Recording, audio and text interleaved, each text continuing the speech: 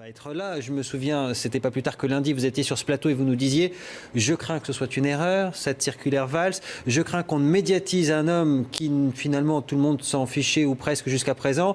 Il avait peut-être vendu 5000 billets, mais ce soir, c'est 60 millions de Français qui ont quasiment vu son spectacle ou qui ont entendu parler de lui. » Est-ce que vous dites, si c'est ça, et si ça va être ça, tous les recours, demain à Tours, après-demain je ne sais pas où, alors ça risque quand même d'être compliqué et contre-productif? Tout le monde ne s'en fichait pas. Les associations antiracistes, dont la Ligue des droits de l'homme, avaient porté plainte et avaient gagné en justice. Il y a une justice dans ce pays. Elle s'est arrêtée au milieu du gué. Il serait intéressant de savoir pourquoi, mais nous avions gagné contre Dieudonné.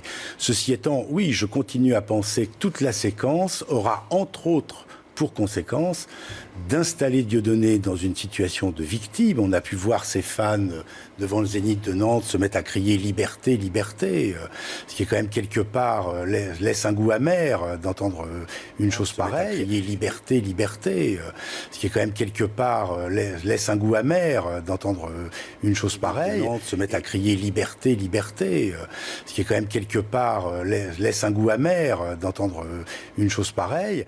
Et bien